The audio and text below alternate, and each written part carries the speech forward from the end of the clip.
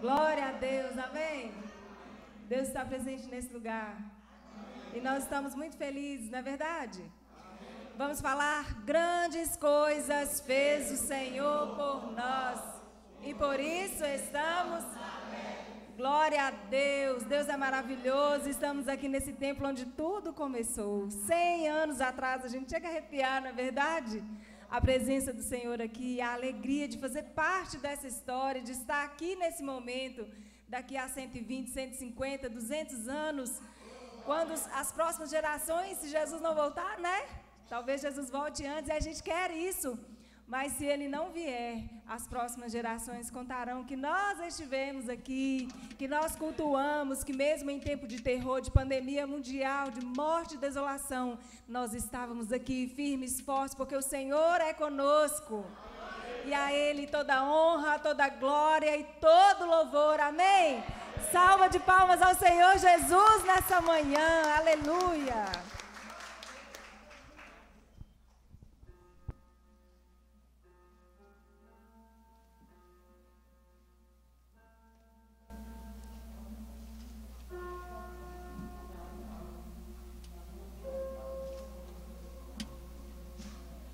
Santo,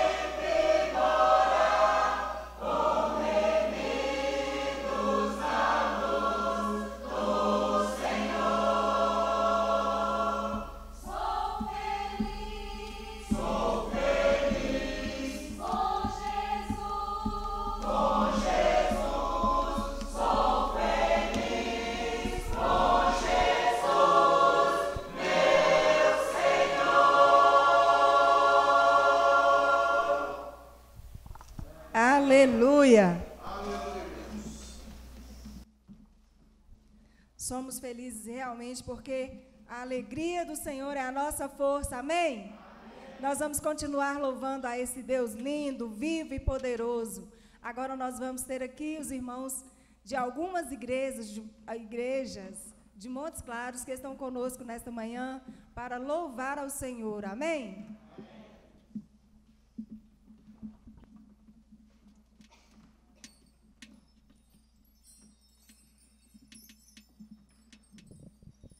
Bom dia a todos os irmãos. Cumprimento a todos com a graça, a paz do nosso Senhor, Salvador Jesus. Estamos muito felizes por fazer parte desse momento histórico, né? Aniversário de 100 anos. Que bom que estamos aqui para celebrar o que foi há muito tempo semeado e regado e cuidado por tantos irmãos que já passaram, que hoje estão na glória, e nós podemos hoje colher frutos e continuar essa semeadura, continuar regando novas sementes, para que outros que virão após nós passarmos, colherão também para a glória de Deus. Fazer parte dessa manhã que é um privilégio para nós. Então nós separamos canções de exaltação a Deus, que glorificam o nome dEle por esses 100 anos, e nós queremos convidar todos os irmãos para que celebrem a esse Deus poderoso conosco. Ele é fiel, Ele tem demonstrado a sua fidelidade a essa igreja, completando 100 anos.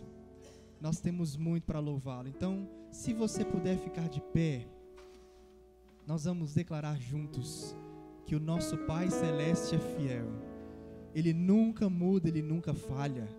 Como Ele foi há 100 anos atrás, como Ele foi há mais de 2000 anos atrás, Ele permanece hoje e permanecerá eternamente fiel, cumpridor das suas promessas. Então declare isso nessa manhã.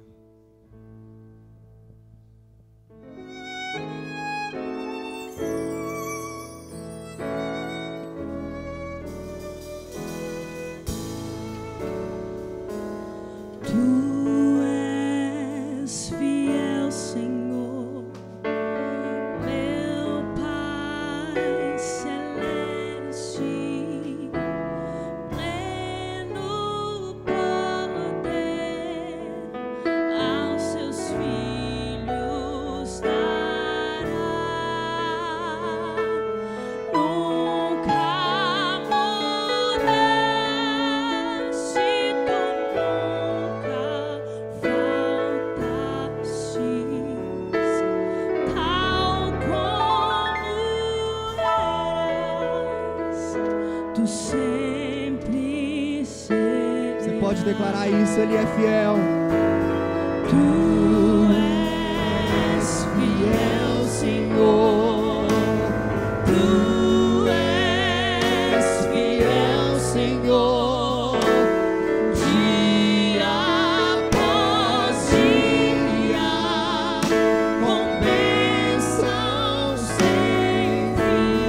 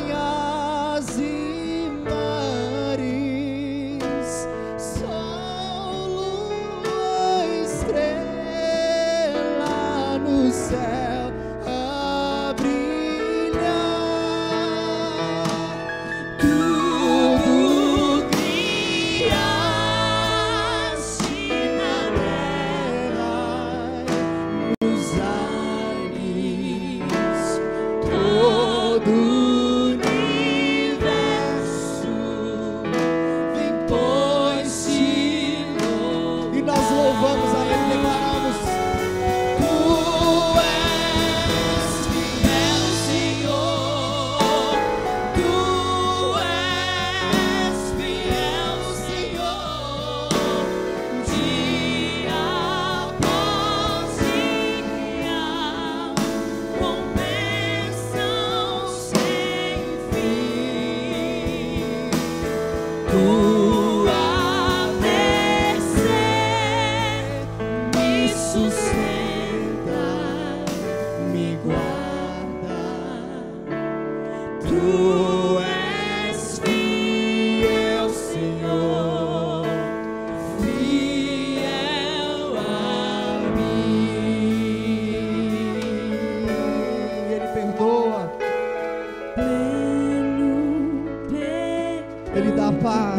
segurança.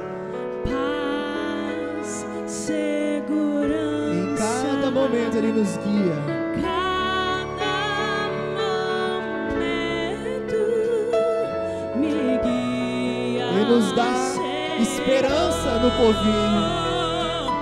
E no porvir, oh, que doce esperança, desfrutarei do rico favor. Tu és fiel, declarei.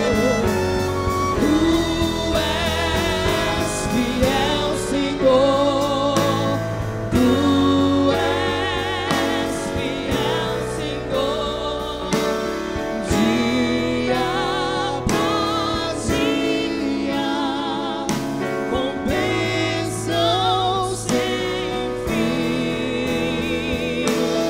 Tua mercê me sustenta, me guarda. Tu és fiel, Senhor.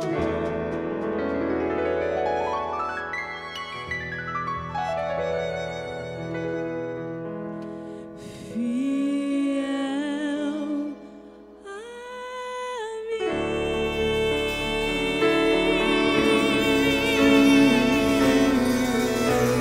Tu és fiel. Glória a Deus. Aleluia. Se o irmão puder subir um pouquinho o volume do meu microfone, e nós vamos continuar cantando canções que fizeram parte da vida desses irmãos que vieram aí semeando ao longo desses 100 anos. Nós vamos cantar que nós amamos uma mensagem, mas não é qualquer mensagem, é a mensagem da cruz. Por ela nós vivemos, por ela nós existimos, e nós vamos continuar amando e ensinando os nossos filhos, netos, as gerações que virão a amá-la de todo o coração. Até morrermos, nós a proclamaremos e levaremos a nossa cruz para a glória de Deus, até que Ele a troque pela coroa prometida. Então vamos declarar isso. Rude cruz. Isso. Rude cruz se erigiu, dela um dia fugiu, como emblema de vergonha e dor. Mas contemplo essa cruz, mas contemplo essa cruz, porque nela Jesus deu a vida por mim, pecador. Então cante a Ele. Sim, eu amo a mensagem da cruz. Até morrer eu a vou proclamar.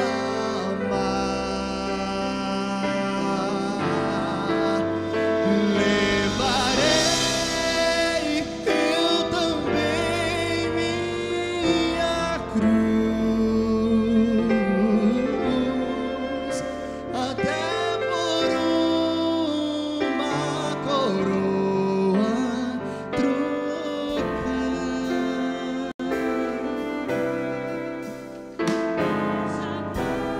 Glória do céu, o Cordeiro de Deus ao Calvário humilhante baixou.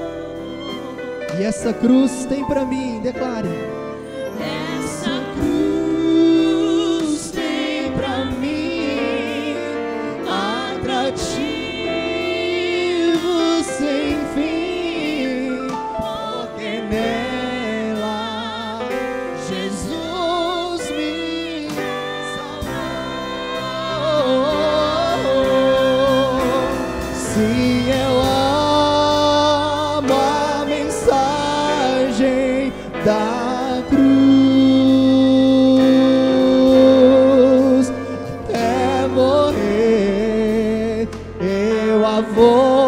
proclamar. E eu levarei, eu também, minha cruz, até por uma coroa trocar. Nessa cruz padeceu e por mim já morreu, meu Jesus, para dar-me o perdão. E eu me alegro na cruz, dela vem graça e luz para minha santificação.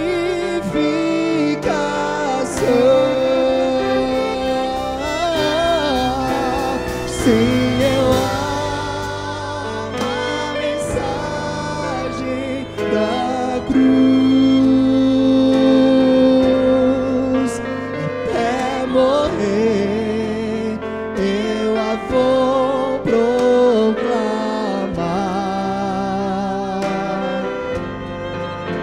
Eu levarei, eu também, minha cruz, até por uma coroa trocar. Olha só essa letra, cante isso, olha. Eu aqui, cante. Sem Jesus, a vergonha da cruz. Quero sempre levar e sofrer, mas existe uma esperança, Ele vem nos buscar. Então cante: Cristo vem me buscar, Cristo vem, e com Ele no lar, uma parte da glória, uma parte da parede. Sim, eu amo a mensagem da cruz, até morrer eu a vou proclamar a mensagem da cruz. Levarei eu também minha cruz, eu levarei até por uma coroa trocar. E as vozes declaram: eu amo a mensagem. Sim,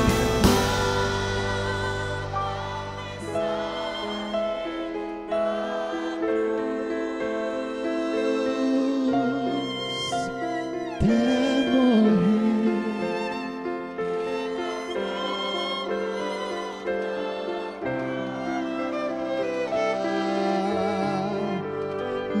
levarei.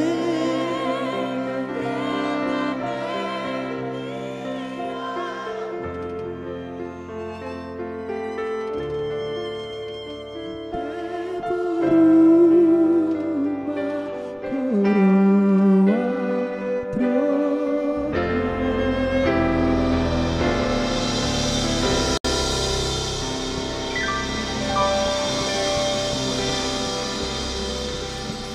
Aleluia.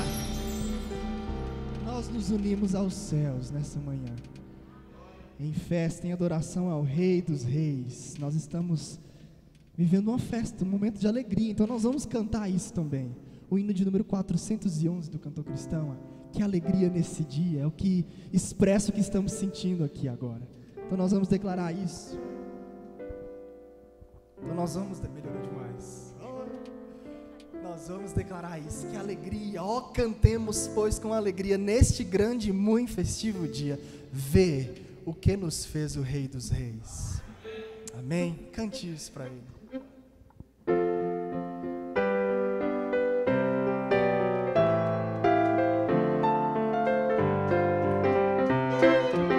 Cante. Que alegria neste dia nós estamos a gozar. Neste ensejo, bom desejo, temos só Deus louvar.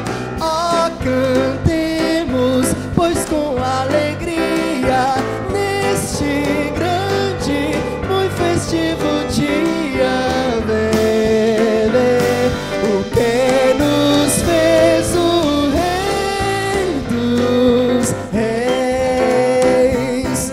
Que alegria neste dia enche-nos o coração. Inimigos e perigos já venceu o capitão. Ó, cantemos, pois com alegria, neste grande, muito festivo dia, vê o que nos fez o Rei dos Reis. Que alegria neste dia tem os crentes em Jesus, reunidos, os remidos fazem tudo em sua luz.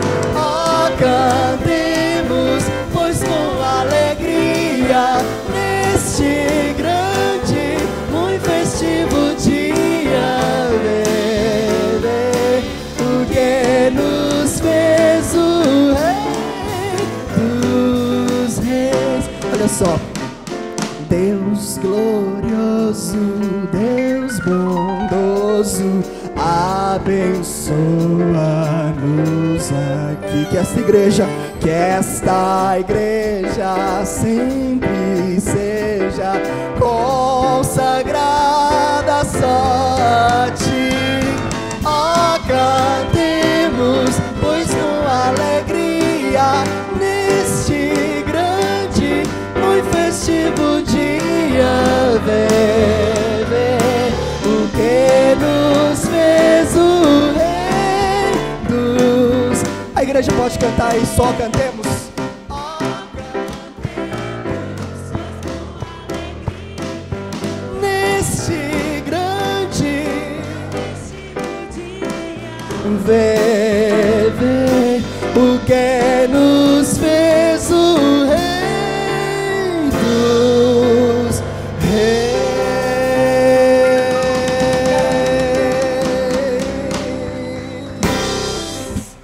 Aleluia. Amém. Eu ia até falar assim, olha, daqui a mais 100 anos a gente vai estar cantando isso de novo, mas eu acho que daqui a 100 anos a gente já está no coral celestial, né? A gente já está lá exaltando ao Senhor Jesus com todos aqueles irmãos que vieram antes de nós.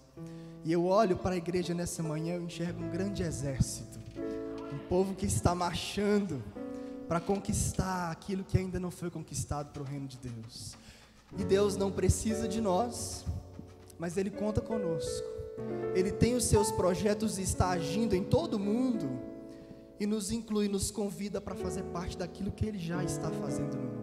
Por isso que todo crente tem uma missão, todo crente tem um propósito para fazer parte desse grande propósito, desse grande projeto que Deus já está fazendo no mundo. Então, como um grande exército que caminha olhando para Cristo, nós vamos declarar isso nessa manhã. O grande autor da salvação é o nosso general. Ele está nos chamando para marchar com Ele, e nós vamos declarar isso, olhando para Cristo, autor da salvação. Prossigo, pois avisto o soberano galardão. De Deus ministro me revisto, do poder do meu Senhor, para servi-lo com todo ardor. Mais um grande hino cantado ao longo desses 100 anos. Vamos declarar nessa manhã. o hino de número 579, 579.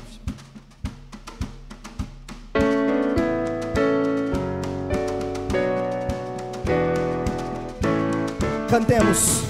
Ruge forte e contundente a guerra do pecado, mas os seus clangores vis não podem me afligir. Sei em quem confio, pois na rocha estou firmado. E celestes bênçãos irei fruir, olhando para Cristo, olhando para Cristo, grande autor da salvação. Prossigo, pois avisto soberano galardão de Deus ministro, me revisto do poder do meu Senhor para servi-lo com todo amor. Vejo ao longe campos vastos prontos para colheita, multidões sem luz, sem Deus, aguardam salvação. Vem, ó Deus, desperta o amor da geração eleita. Para os teus obreiros concede unção, olhando para Cristo, grande autor da salvação. Prossigo, pois avisto soberano galardão de Deus ministro, me revisto do poder do meu Senhor para servi-lo com todo amor. Desprezando deste mundo as sendas ardilosas, volto meu olhar pra cruz de quem me resgatou. Dele tenho na alma então as bênçãos muito gloriosas, e feliz com Cristo cantando vou, olhando para Cristo, grande autor da salvação.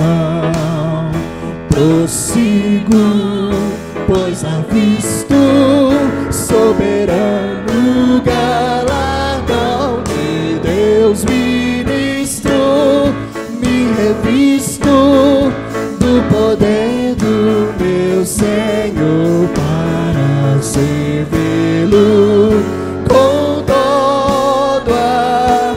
E o exército declara, olhando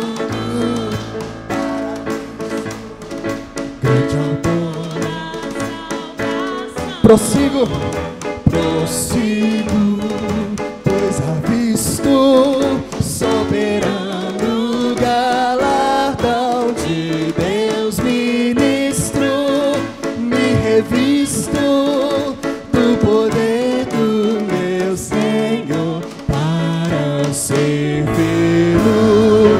com todo amor. Aleluia, aleluia. É o nosso desejo, Senhor, queremos te servir, queremos fazer parte do teu exército, Deus.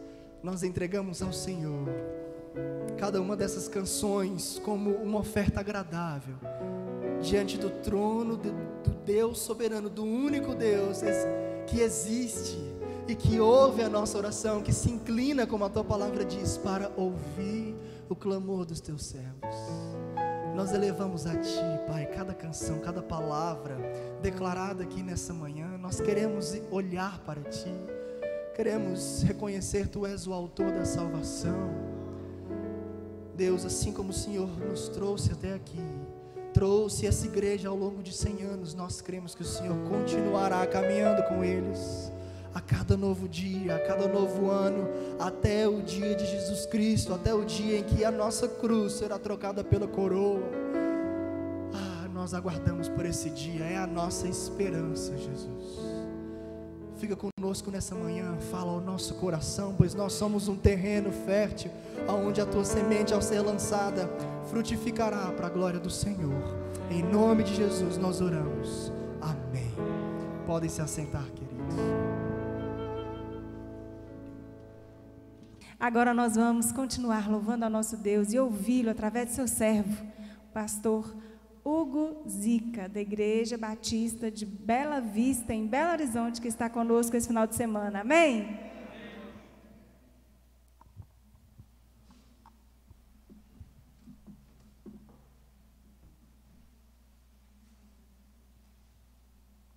Meus irmãos e minhas irmãs muito amados em Cristo, a paz do Senhor seja com todos nós, em nome do Senhor Jesus. Irmãos, eu acho difícil dizer qualquer palavra numa hora como esta, porque que coisa, que manhã maravilhosa, esse tempo que Deus preparou para nós, que coisa maravilhosa, meus amados irmãos.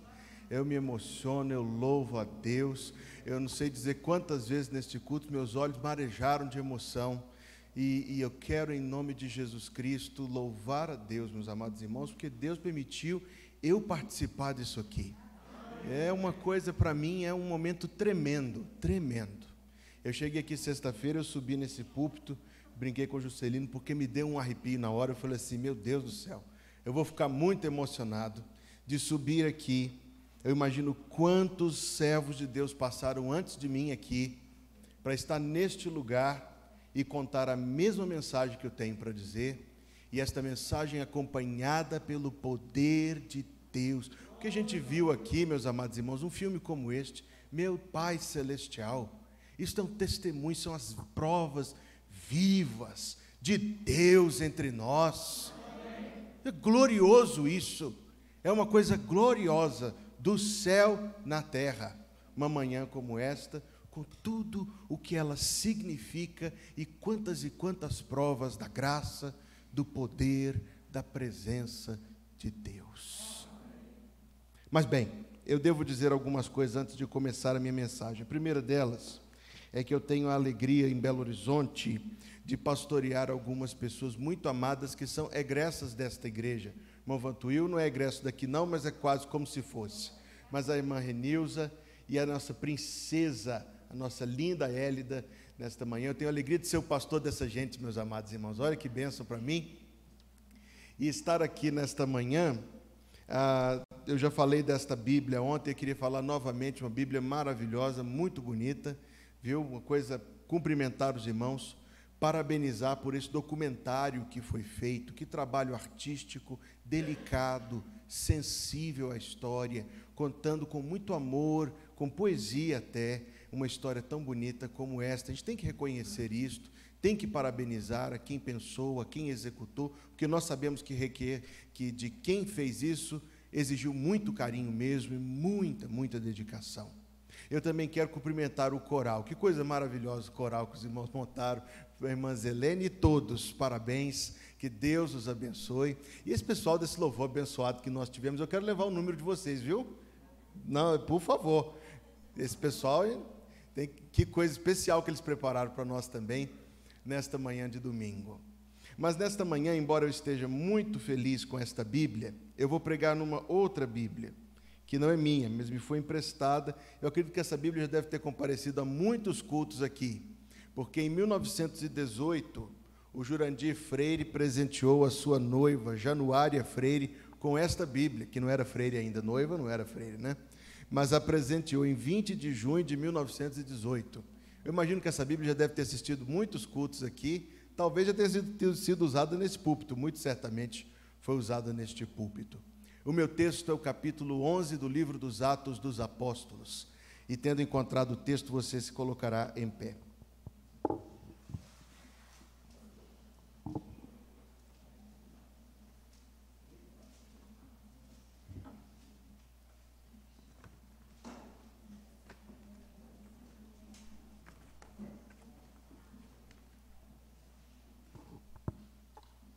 Livro dos Atos dos Apóstolos, capítulo número 11, verso 19 até o fim do capítulo.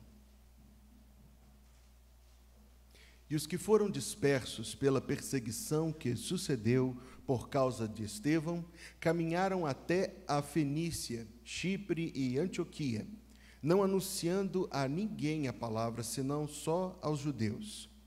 E havia entre eles alguns varões chíprios e cirenenses, os quais, entrando em Antioquia, falavam aos gregos, anunciando o Senhor Jesus, e a mão do Senhor era com eles.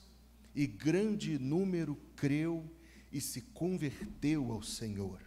E chegou a fama disto aos ouvidos da igreja que estava em Jerusalém, e enviaram Barnabé a Antioquia, o qual, quando chegou e viu a graça de Deus, se alegrou e exortou a todos que permanecessem no Senhor, com propósito do coração, porque era homem de bem e cheio do Espírito Santo e de fé, e muita gente se uniu ao Senhor. E partiu Barnabé para Tarso a buscar Saulo, e achando-o, o conduziu para Antioquia. E sucedeu que todo um ano se congregaram naquela igreja e ensinaram muita gente, e em Antioquia foram os discípulos, pela primeira vez, chamados cristãos. E naqueles dias desceram profetas de Jerusalém para Antioquia, e levantando-se um deles, por nome Ágabo, dava a entender pelo Espírito Santo que haveria uma grande fome em todo o mundo, a qual aconteceu nos tempos de Cláudio César. E os discípulos determinaram mandar, cada um conforme o que pudesse, socorro para serviço dos irmãos que habitavam na Judéia, o que eles com efeito fizeram, enviando-o aos anciãos por meio de Barnabé e de Saulo, e o povo de Deus diz: Amém. Vou pedir ao irmão Giovanni que venha aqui à frente, por favor, querido irmão. Irmão Giovanni vai nos levar a Deus em oração, pedindo auxílio do Espírito Santo nesta hora. Eu quero cumprimentá-lo, meu irmão. É visível o seu amor por esta igreja e a sua dedicação. Parabéns pelo seu ministério na presidência, e que Deus te confirme sempre em nome de Jesus. Deus Pai Todo-Poderoso, obrigado por esta manhã que estamos aqui ouvindo a Tua palavra. O Senhor esteja cada vez mais falando nos nossos corações, porque nós sabemos que, como o Senhor mesmo diz, que ela nunca voltará vazia, ó Pai.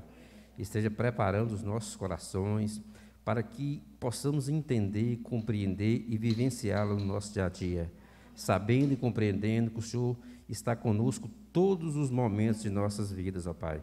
Abençoe todos que estão aqui, os seus familiares, aquelas pessoas que ainda não renderam-se aos teus pés, que possam entender, que não venham procrastinar, ó Pai, esse dia, porque nós sabemos que o amanhã não nos pertence, que a Tua própria palavra diz, né, que a nossa Bíblia, né, é como um vapor, uma neblina, uma hora está e outra hora não está.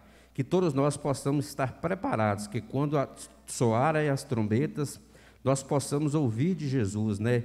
Vinde a mim, benditos de meu Pai, para o reino que já vos está preparado desde a fundação do mundo, ó Pai. Abençoe poderosamente o pastor Guzica, que de bom grado aceitou o convite para estar aqui conosco, e que ele possa ser um instrumento nas tuas mãos, e que nesta manhã haja conversões, que haja restaurações, que haja reconciliação, ó Pai, e que o Teu nome seja glorificado para todo sempre. É o que te peço e agradeço em nome de Jesus agora e sempre. Amém e amém. Obrigado, você pode se sentar. Obrigado, irmão Giovanni. Eu falei ontem à noite sobre o passado da igreja, e a minha mensagem pode ser resumida em dizer que nós devemos nos lembrar daqueles que nos antecederam, nos lembrar da forma como Deus foi presente, da forma como Deus agiu, e que esta lembrança deve moldar quem nós somos, deve moldar a forma como nós nos comportamos, deve moldar, e na verdade o passado nos empurra para a frente. Mas nesta manhã eu quero falar sobre o presente da igreja. O tempo mais importante na história da Igreja Batista de Boa Vista dos Matos é hoje. Direi de novo, o tempo mais importante na história da Igreja Batista de Boa Vista dos Matos é este. Por quê? Porque, meus amados irmãos, tudo o que veio antes e todos que vieram antes, os sacrifícios e o amor, as ofertas e as orações, o trabalho, o empenho, o testemunho, a consagração, o compromisso, trouxe a vocês até aqui. E o que virá depois será o resultado tanto do trabalho de Pedro dos Matos e todos os outros, como do seu também. Eles construíram até os 100 anos, vocês construirão até os 200. Se Jesus Cristo não voltar antes. O presente da igreja é, na verdade, o seu tempo mais importante. A Bíblia diz: não diga que os dias de ontem foram melhores do que os dias de hoje, porque fazendo isso cometerias uma loucura. Está escrito no livro dos Eclesiastes. Está escrito no livro dos Salmos que este é o dia que o Senhor criou. Está escrito na carta aos Hebreus que o dia da salvação não é ontem nem amanhã, mas o dia da salvação é hoje. Deus é o Deus do tempo presente. Não é o Deus dos mortos, ele diz, mas dos vivos, porque mesmo aqueles que já não estão mais na nossa companhia, não estão menos vivos do que nós, estão mais vivos do que nós na presença do Senhor. Ele diz: eu não sou Deus de mortos, eu sou Deus de vivos. O tempo de Deus, então, não é o ontem. O tempo de Deus não é o amanhã. O tempo de Deus é o hoje. E este, eu digo pela terceira vez, é o tempo mais importante da história da Igreja Batista de Boa Vista dos Matos. E por isso esse texto.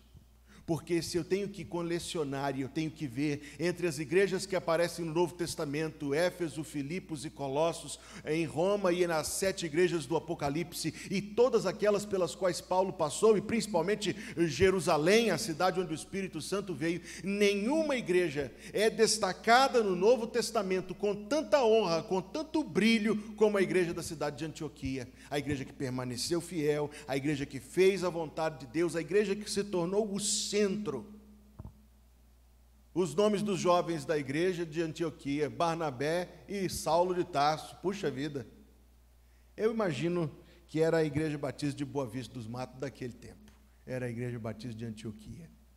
Mas por ser a igreja modelar, é que nós encontramos na igreja de Antioquia aquelas coisas que nós temos que viver neste tempo, no tempo de hoje. Você viu que o verso 26 diz: e aconteceu que em Antioquia foram os discípulos pela primeira vez chamados cristãos. Como eu gosto deste versículo, porque a pergunta que eu faço quando eu leio este texto é: quem os chamou de cristãos? Por um lado, eu não acredito que eles próprios se tenham dado este nome. Primeiro, porque o texto é bem claro, eles foram chamados e não eles se chamaram, mas é mais do que isto. Você sabe o que cristão significa? Cristão significa ungido, cristão significa que pertence a Cristo, ou mais do que isso, cristão significa um mini Cristo, um igual a Cristo. E eu acredito que aqueles novos crentes, caracterizados pela humildade, que é uma marca de todo crente, eles não ousariam tomar este nome para si. Então não foram eles que se chamaram, a Bíblia é clara sobre isto. Bem, a Bíblia também diz que havia muitos judeus naquela cidade, mas eu tenho certeza que também não foram eles, porque aos ouvidos dos judeus a palavra cristão significa Messias, e o que eles fizeram com Jesus? Eles o desprezaram, eles o rejeitaram, eles o mataram sobre a cruz, e eles odiavam os crentes. Não iriam chamá-los de cristãos. Chamá-los de cristãos era dizer o quê? Que eles eram de fato o povo de Deus e que o Senhor Jesus de fato era o Messias, o que eles negavam e negam até hoje. Não foram os judeus que puseram este nome nos crentes. Então, quem foi? Eu tenho duas respostas para essa pergunta. A primeira, foram as pessoas incrédulas, idólatras, pagãos. Como? Porque, primeiro de tudo, eles estavam ouvindo aquele povo falar de Cristo em todo tempo e em todo lugar. Eles começaram a guardar na memória aquilo. Como nós encontramos por vezes alguém que não é crente usar palavras do nosso próprio idioma, a língua dos anjos, o evangeliquez, que tem uma saudação que ninguém mais usa, chamada a paz do Senhor, e quando acontece algo a gente diz misericórdia, e daí para mais. Mas você conhece, como eu também conheço, pessoas que não são crentes e que usam essas expressões que são nossas. É claro que são pessoas que estão na influência de alguém que é crente. Ahá, achei a resposta. Aqueles idólatras de Antioquia que não eram crentes, que não tinham a vida eterna, que não foram abençoados com a salvação, no entanto, estavam debaixo da influência de crentes, a tal ponto que o jargão, o jeito dos crentes de falar estava passando para eles. Mas tem mais. É porque eles observaram que esse Cristo de quem aqueles crentes tanto falavam, eles iam no mercado e no dia a dia e no convívio com seus vizinhos e nas compras e nas vendas e em todo lugar falando de Cristo, e eles começaram a observar que aquele povo não somente falava de Cristo, eles agiam como Cristo. Então o nome foi apenas um reconhecimento de que aquilo que eles falavam com a sua boca era verdade nas suas vidas. Mas em última análise, e muito mais do que isto, quem colocou este nome naquele povo foi o próprio Deus. Porque quando Adão recebeu Eva, ele ficou encantado de alegria, e só poderia mesmo. Ele olhou para aquela linda mulher e disse: chamar-se-á varoa, porque do varão foi tomada. Ele deu o seu nome para ela. Quando o príncipe Salomão apaixonou-se por uma moça do campo e escreveu para ela o livro mais romântico e, na verdade, inspirado, o Cântico dos Cânticos, ele a chamava, você se lembra o nome dela? Sulamita, que é a versão feminina do nome Salomão. Ele colocou o nome dele nela. Adão colocou o nome dele na sua esposa, Salomão colocou o nome dele na sua noiva, Jesus Cristo colocou o nome dele no seu povo, o povo cristão. Foram chamados de cristãos. O instrumento de Deus foram os incrédulos, mas era Deus quem estava colocando o seu nome, o nome de Jesus Cristo, nosso Deus, no seu povo. E por quê? Porque, meus amados irmãos, significa que nós somos dele. Quando algo é seu, você escreve o seu nome naquilo, não escreve? Tem gente que até na roupa coloca a etiqueta de quem é. Quando algo é seu, você põe o seu nome. E porque os crentes são de Jesus, ele escreveu o nome dele em nós. Nós somos, pertencemos, somos a propriedade de Jesus. Porque o nome também significa uma aliança.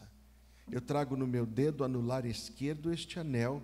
Eu usava aqui durante alguns meses, depois me passou para cá, desde o dia 23 de setembro de 2017. Dentro dele está escrito Ana Luísa. Ela não está comigo, queria estar, não pôde estar por causa do estágio da gravidez que ela se encontra e a médica pedindo repouso absoluto. Mas ela está aqui, ó. Sonhei com ela essa noite. Ela está bem a uns 400 quilômetros daqui, mas ela está aqui. E é isto.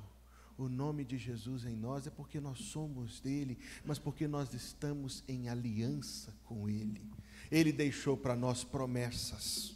promessas de cuidar de nós, promessas de nos amar até o fim, promessas de vir nos buscar, porque é isto que uma aliança é, são promessas de um lado e promessas do outro. Nós prometemos: Senhor, eu prometo que vou te amar, te seguir, te obedecer e te servir até o fim.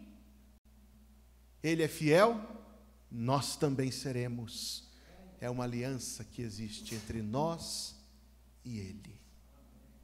É por isso que esta igreja de Antioquia é tão importante, porque esse nome nasceu lá. Diz o IBGE que o Brasil é um país com a maioria de cristãos. Você concorda com o IBGE? Você está em silêncio. Você concorda com isso? Eu não, mas não mesmo. Se o Brasil fosse um país de cristãos, você acha que o Brasil seria do jeito que é?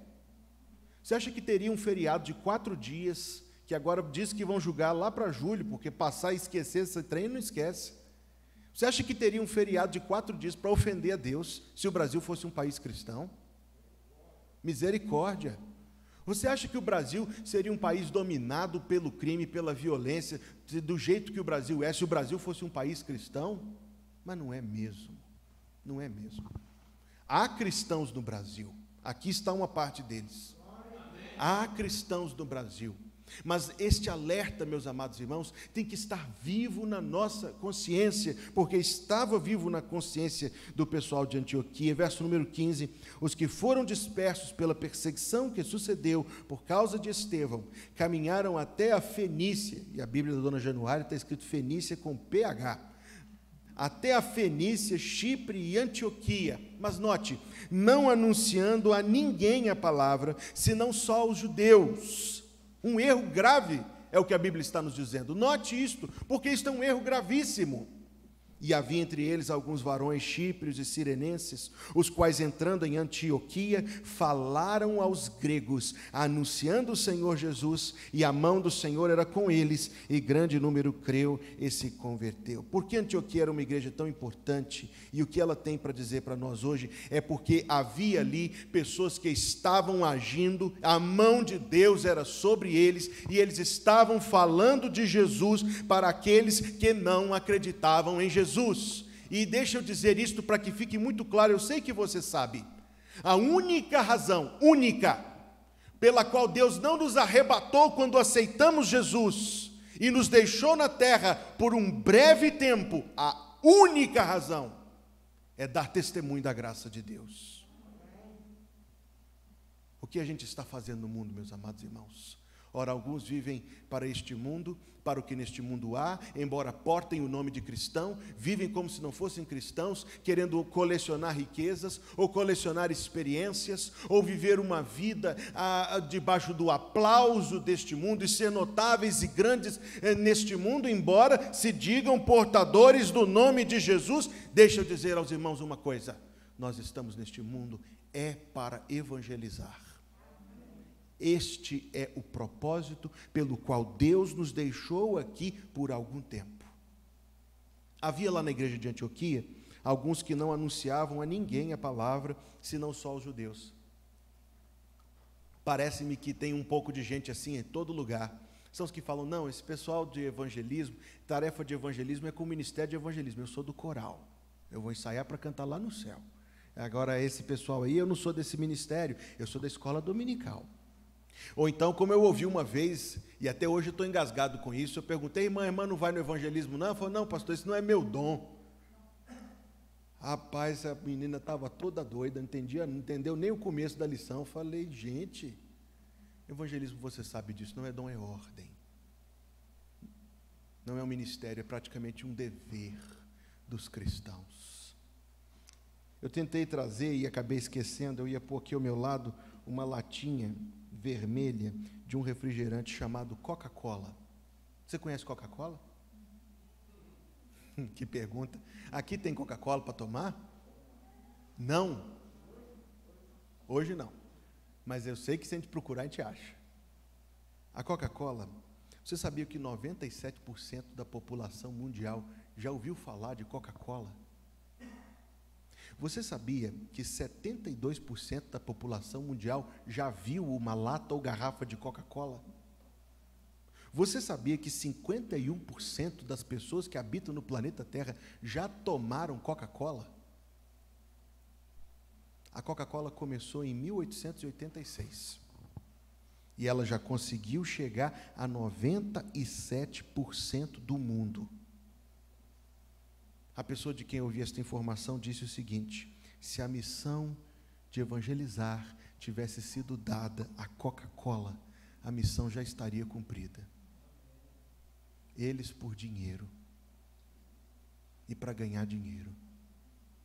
Será que nós, que temos o Espírito Santo, não faremos isto por amor ao Senhor?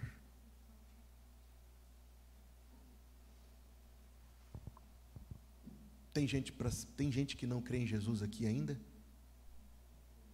Tem dentro da nossa casa muitas vezes, ou na casa do lado, ou do outro lado da rua.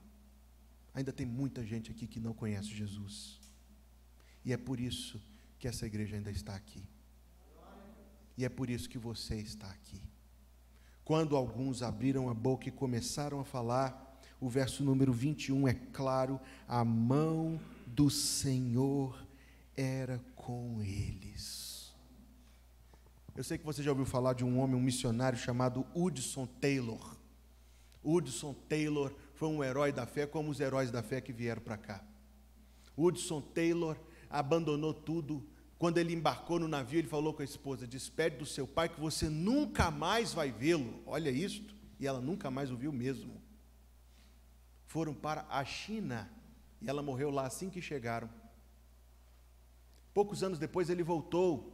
Ele fazia cruzadas missionárias para despertar o coração de alguns jovens que se apresentassem para a obra de missões e fossem.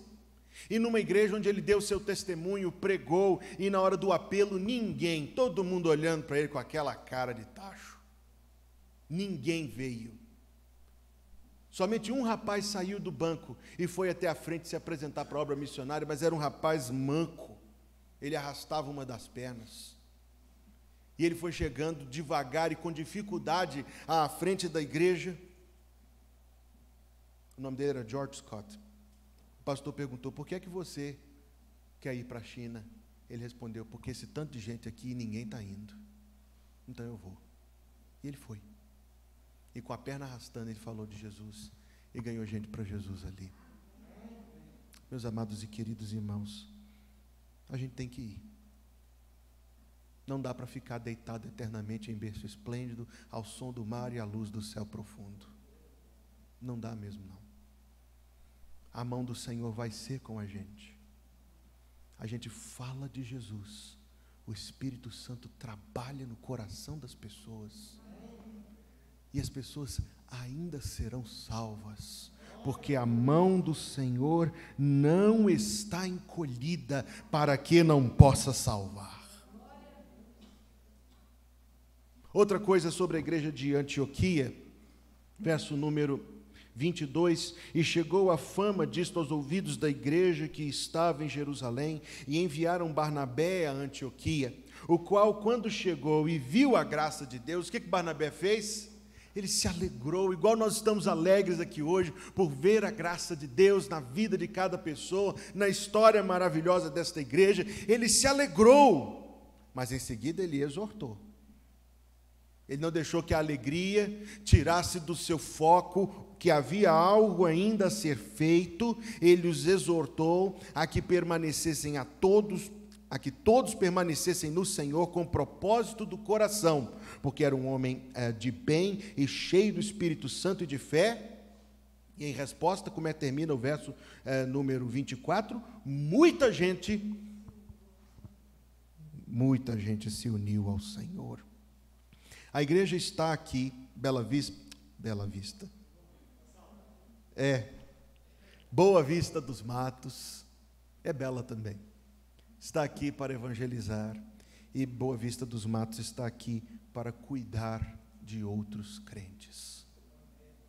Ele exortou, porque ele sabia, o apóstolo Paulo, Barnabé era um homem cheio do Espírito Santo, de bem e de fé, era um homem com uma visão espiritual das coisas, era um homem com um entendimento das coisas de Deus, e ele sabia que apesar de toda aquela alegria, e apesar de toda aquela bênção, ele sabia que havia um inimigo malicioso ao redor, que como um passarinho quer voar e pegar a semente da palavra no coração de quem ouve. Barnabé sabia, por isso em toda aquela alegria, ele furou o balão do pessoal, no meio da festa ele trouxe uma exortação, e disse: meus irmãos, fiquem firmes.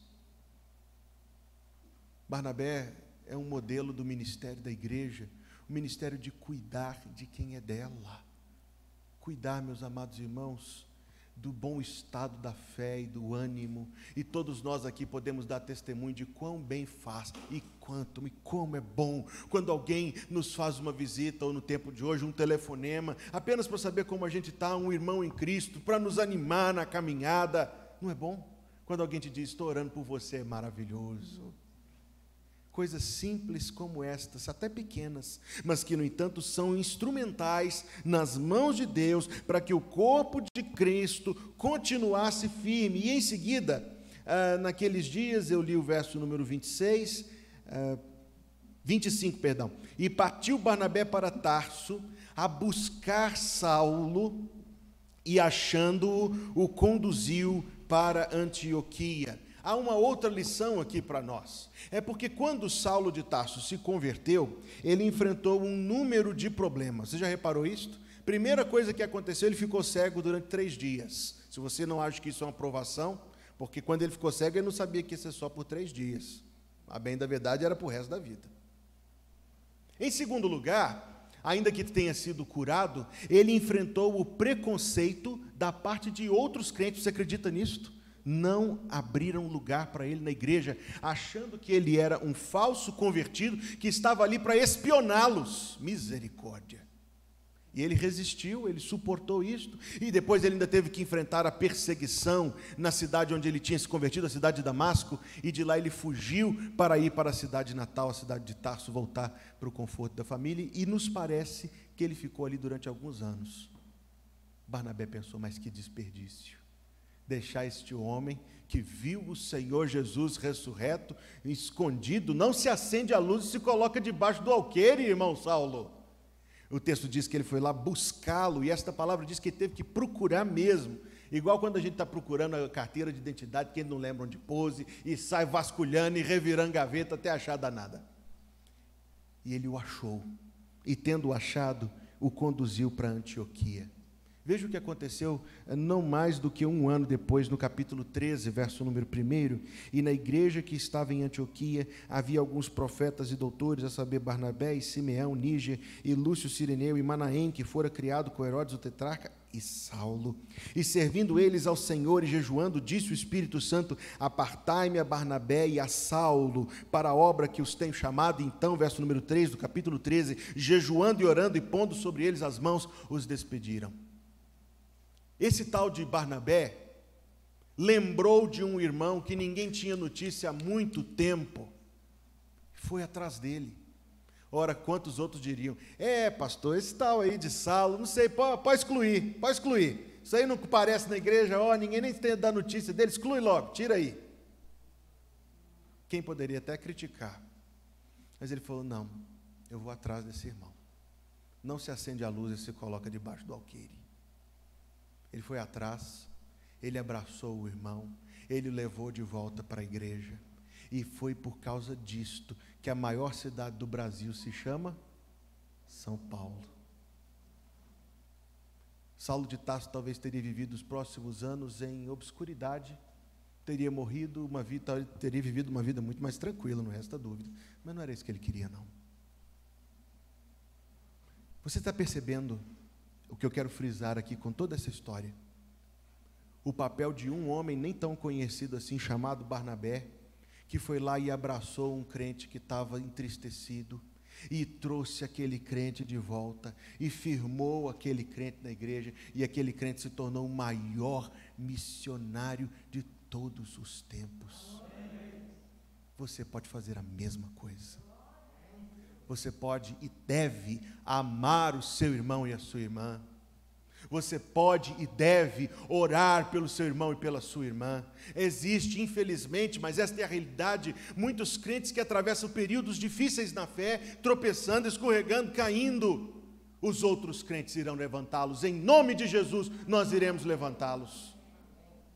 A igreja existe para isto, para nós cuidarmos uns dos outros. De outra forma, nós não seremos família de Deus. Essa moda do nosso tempo, da igreja, que é um espaço gigantesco, colossal, com 5, 6, 8, 10 mil cadeiras, onde ninguém se conhece,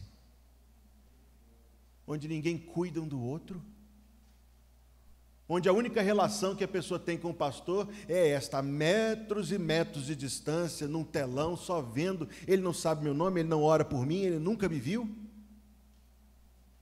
Não. Eu sei que essa é a moda do nosso tempo, mas não é a moda da Bíblia, não. O jeito da Bíblia de ser igreja é outro. É muito mais parecido com isso aqui. As pessoas se conhecem, se importam umas com as outras, se amam, animam umas às outras, trabalham juntas, lutam juntas, vencem juntas, celebram juntas, choram juntas. Quando a igreja é assim, ela é o corpo de Cristo, ela é a família de Deus. Que esta essência, pelos próximos 100 anos, não se perca. Última coisa a dizer sobre a igreja de Antioquia. Eu mencionei ontem, mas eu preciso falar mais uma vez sobre isto. E naqueles dias, verso número 27, desceram profetas de Jerusalém para Antioquia, e levantando-se um deles, por nome Ágabo, dava a entender pelo Espírito que haveria uma grande fome em todo o mundo, a qual aconteceu no tempo de Cláudio César. E os discípulos, que coisa gloriosa eles fizeram, determinaram mandar cada um, conforme o que pudesse, socorro para serviço dos irmãos que habitavam na Judéia, o que eles com efeito fizeram, enviando aos anciãos por mão de Barnabé e de Saulo.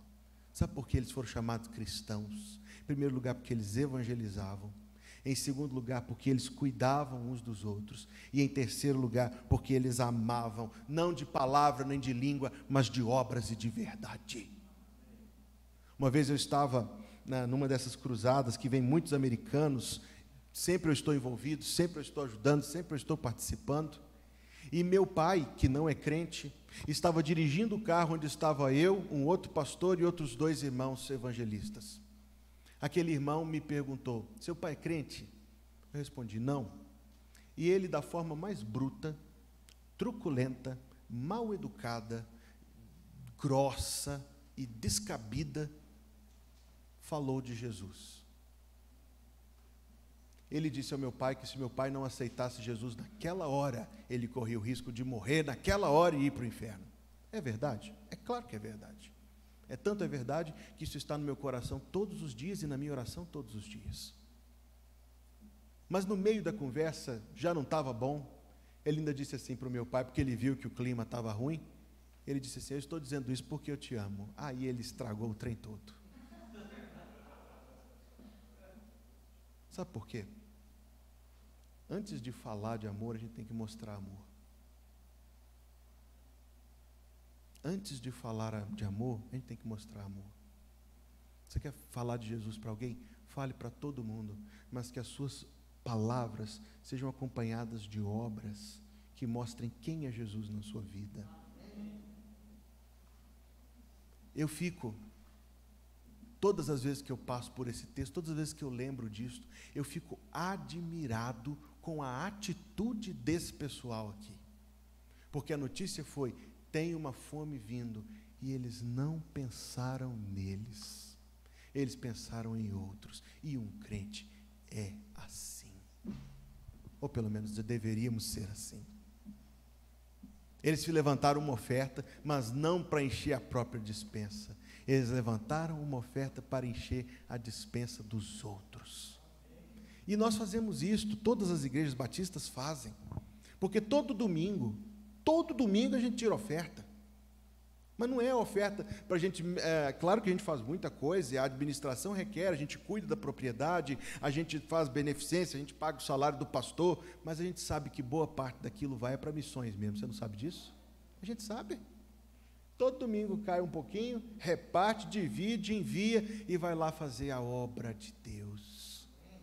Preocupa-me por muitas vezes, ver igrejas mais preocupadas com os bancos acolchoados, com o ar-condicionado, com a grande propriedade, com os confortos, comodidades e luxos, e o dinheiro indo para essas coisas e não indo para o sustento dos missionários, não indo para Bíblias, não indo para a evangelização.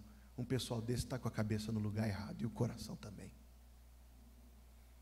Nós não podemos ousar colocar mais para nós do que para os outros. Não é isso que a Bíblia ensina. Você viu a igreja de Antioquia? É por isso que ela era uma igreja especial nos planos de Deus. Ela era uma igreja evangelizadora. Ela era uma igreja que cuidava uns dos outros. E ela era uma igreja que amava de obras e de verdade. E é isto aqui que a Boa Vista dos Matos é, e pelos próximos 100 anos ou mais, em nome de Jesus, a Boa Vista dos Matos será. Termino. Um jovem se apresentou para a obra missionária. Foi fazer os exames médicos. Constataram um pulmão muito fraco. Um pulmão fraquinho. Absorção de oxigênio muito baixa. Disseram a ele: se você for para o campo missionário, especificamente aonde ele queria ir, você vai morrer. Você não tem 3 anos de vida se você for para esse lugar. Ele disse ao médico: doutor, já viu uma grande ponte? Doutor, já viu as colunas que sustentam uma grande ponte? Claro que sim. Mas o que o doutor não viu são as pedras lá embaixo. O fundamento que sustenta a ponte em pé. Ele disse: não importa eu morrer, eu estou indo e eu vou ser uma pedra fundamental. Outros vão construir em cima da minha vida. Ele foi, ele morreu. Mas a vida dele, nem a morte dele, foi em vão. Se você ainda não aceitou Jesus como seu Senhor e Salvador, a sua vida até hoje está sendo em vão. O que eu tenho a dizer para você: aceite o Senhor Jesus, mesmo agora. Onde você está sentado, ore a Deus no seu coração e diga: Senhor Jesus, eu quero te aceitar e te receber como meu Salvador e Senhor. Mas se você já aceitou Jesus e está vivendo a vida para o seu lazer, para o seu prazer, você também está vivendo em vão. A única vida que não é vivida em vão é a vida que é vivida para o Senhor. E a minha palavra para você também, meu irmão em Cristo: em nome de Jesus, viva para o Senhor. Não desperdice a vida que Deus te dá vivendo em vão. Viva para o Senhor. Faça a sua vida útil para os propósitos de Deus. Não viva em vão. Aceite Jesus. Não viva em vão. Curve a sua fronte, feche seus olhos e nós vamos orar. Mas antes disso eu quero dar a oportunidade. Pode ficar com os olhos fechados, todos com os olhos fechados, todos com a fronte curvada. Eu quero dar a oportunidade para alguém aceitar Jesus esta noite. Você quer aceitar Jesus como seu Salvador e como seu Senhor? Levante a sua mão. Só eu verei e Deus verá. E nós vamos orar pela sua vida. Você quer aceitar Jesus nesta manhã? Entregar-se a Jesus para te salvar? Levante a sua mão. E só eu e Deus veremos e nós vamos orar por você. Que Deus continue a fazer a obra nos nossos corações. Meu irmão em Cristo Jesus, Deus tocou o seu coração de forma muito especial nesta mensagem. E você quer se dedicar de novo ao Senhor, eu sei disto. Levante a sua mão, eu quero orar por você. Você quer se dedicar, que Deus te abençoe. Você quer responder ao chamado de Deus para a sua vida, que Deus te abençoe. Você tem uma obra para fazer na sua vida. Se o Senhor está te chamando, levante a sua mão e eu quero orar por você. Não viva a sua vida em vão. viva a sua vida para o Senhor. O irmão Jamildo vai nos levar a Deus em oração.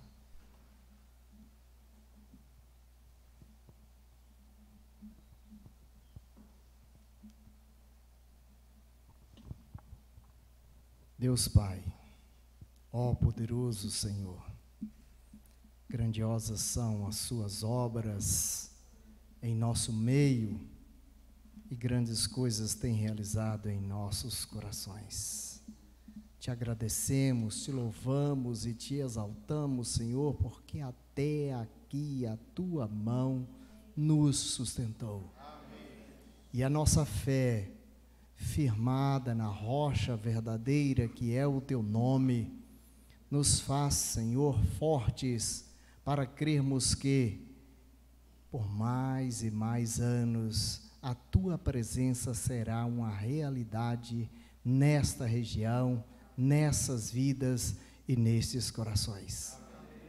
Lhe suplicamos, ó Pai, dar-nos a ousadia, dar-nos cada vez mais o temor do teu nome, o princípio da sabedoria que é a tua palavra, para que possamos ser ousados em tempo e em fora de tempo, a buscarmos os frutos que estão amadurecendo e se perdendo. Levante, Senhor, no meio do teu povo, obreiros ousados, pessoas determinadas, pessoas compromissadas com a tua obra, com a tua verdade e com a tua palavra. Te agradecemos por essas palavras em nossos corações e que cada dia mais elas venham nos confrontar, para que possamos reconhecer que não somos nada, mas que o teu Espírito é que fala através de nós. Te louvamos, nos alegramos em teu nome, engrandecemos o teu nome e o fazemos hoje para todos sempre em teu poderoso nome. Amém, Senhor.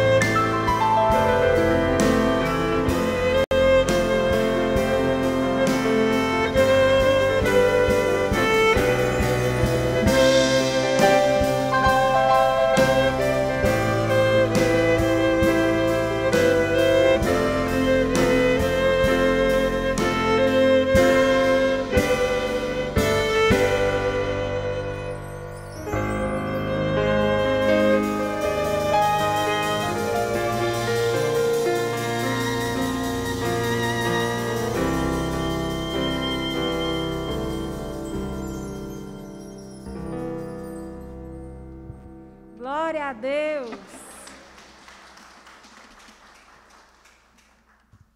Toda honra e toda glória ao nosso Deus. Amém? Estamos chegando ao final, irmãos. Mas à noite nós vamos continuar. Amém? Às 19 horas, todos estão convidados para estar conosco lá em Bocaiúva, no nosso templo, para continuarmos esse banquete espiritual. Que alegria, que prazer, glória a Deus. Amém? Vamos ficar em pé, irmãos, vamos adorar o nosso Deus com oração. Agradecemos a todos os nossos amigos, convidados que estão conosco aqui nessa manhã. Que o Senhor Jesus possa abençoar você e sua casa, te dar uma tarde de bênçãos e à noite nós estaremos novamente. Quando acabar aqui, nós vamos rapidinho ali fazer uma foto para ficar para a eternidade. Amém? De 100 anos. Vou convidar o irmão Silas, que esteja vindo aqui para orar ao Senhor, agradecendo.